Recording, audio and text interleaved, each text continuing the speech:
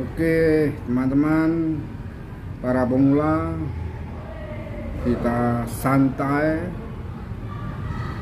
kita menenangkan pikiran. Pikiran ini sudah jenuh, mungkin karena bingung kita mau konten apa. Ya, kita bicara santai-santai aja, teman-teman. Kalau boleh, saya akan memberikan ide untuk bagaimana cara kita membuat konten atau menemukan ide konten. Teman-teman bisa belajar dari video-video yang ada di YouTube itu, yang satu channel, video besar ataupun video kecil. Tapi jangan video kecil lah, video kecil kadang-kadang juga mereka mengambil dari video besar ya. Kita lihat video besar. Teman-teman misalkan ingin tentang topik A, lihat saja, pahami semua dari awal sampai habis, jadi full durasi.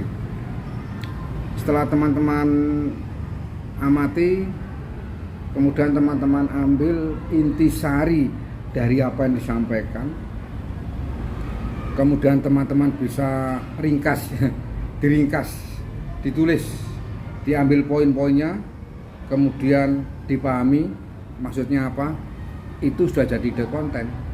Kemudian teman-teman sampaikan ide itu, baik wajah kita tampak atau kita sembunyi di belakang kamera, itu sudah merupakan suatu ide konten, teman-teman. Santai dulu, kita ngopi, teman-teman.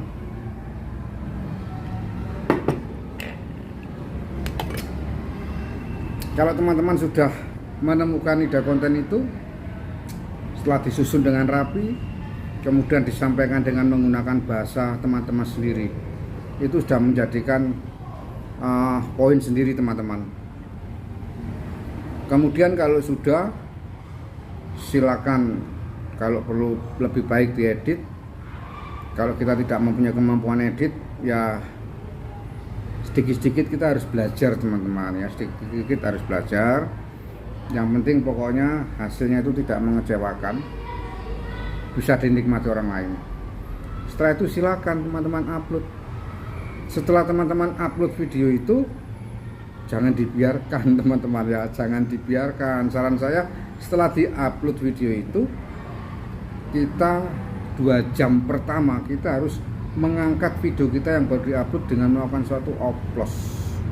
Nah, kembali lagi teman-teman, metode yang canggih, metode yang beberapa orang percaya dan yakini bahwa itu bisa berhasil, melakukan oplos 131 dengan channel besar yang setema, yang sejenis. Lakukan selama 2 jam. Oleh karena itu teman-teman perlu membuat suatu Gmail cadangan. Paling tidak satu HP ada 10 Gmail cadangan, teman-teman. Jadi harus dibedakan di sini. Kalau kita melakukan saling kunjung, kita harus menggunakan channel kita yang asli. Tapi kalau kita melakukan oplos, kita menggunakan channel kita yang lain ya. Cadangan ya, channel cadangan atau Gmail cadangan. Setelah kita melakukan oplos, jangan lupa kita juga melakukan interaksi di dalam kolom komentar setelah kita melakukan saling kunjungan dengan sesama pemula. Mengapa kita harus melakukan saling kunjungan? Dengan melakukan saling kunjungan itu kita memperkenalkan video kita, teman-teman, kepada sesama pemula, biar saling menonton, biar saling melihat. Jangan berpikir masalah dia sub atau tidak, sub atau tidak, itu nomor 2. Yang penting kita perkenalkan dulu video kita atau channel kita kepada teman-teman pemula. Masalah subscribe itu nanti akan muncul sendirinya secara alami kalau penonton kita itu suka dengan video kita. Semua cara sudah kita lakukan, tetapi kalau penonton itu tidak minat, teman-teman, dengan video kita, ya mau apa lagi. Tetapi kalau kita ingin mencari jam tayang, mengejar jam tayang, 4.000 jam tayang banyak, teman-teman, itu baru kita bisa melakukan yang namanya oplos. Pasti kita akan dapat 2 hari, kita pasti akan dapat itu oplos. Dan video kita akan terkait rekomendasinya dengan video yang kita upload tadi. Oleh karena itu kalau kita mendengar bahwa oplos itu mematikan, oplos itu salah, iya. Kalau oplosnya ngawur, oplosnya nggak kira-kira, tidak melihat jam, tidak melihat jumlah, tidak melihat metode. Apalagi kalau oplosnya itu adalah video kita semua, apa yang mau kita tawarkan kepada orang lain. Atau kita punya channel 2 atau channel 3, kita oplos dengan channel kita yang kedua, yang ketiga. Apa yang ingin kita harapkan kalau channel kedua dan ketiga kita belum berhasil, belum banyak penontonnya, belum banyak yang subscribe, tidak ada manfaatnya teman-teman. Jadi di obrolan santai ini teman-teman, satu yang ingin saya sampaikan, untuk mencari ide konten silakan belajar dari video-video besar yang sudah terkenal, pelajari, lihat, kemudian rangkum dengan bahasa teman-teman sendiri, kemudian sampaikan. Setelah itu bentuk dalam suatu video. Kalau sudah diupload, setelah diupload 2 jam pertama kita harus genjot supaya kita mendapatkan rekomendasinya dengan channel-channel besar dengan makan oplos 131. Kalau sudah, kita harus melakukan saling kunjung dengan sesama pemula.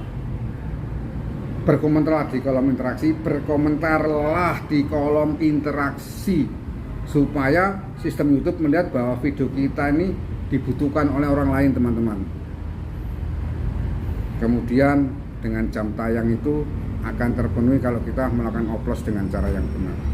Oke teman-teman, sama-sama pusing menunggu jam tayang, harus melakukan upload setiap hari. Kalau saya sih pagi hari 2 jam, malam hari siang hari 2 jam, malam hari 2 jam, hampir terpenuhi. Saya bisa, pasti teman-teman yang lain juga bisa. Oke, salam untuk semuanya, selalu semangat, itu para pemula, jangan pantang menyerah dan jangan putus di tengah jalan. Laksanakan, pasti kita akan berhasil. Salam sehat untuk keluarga.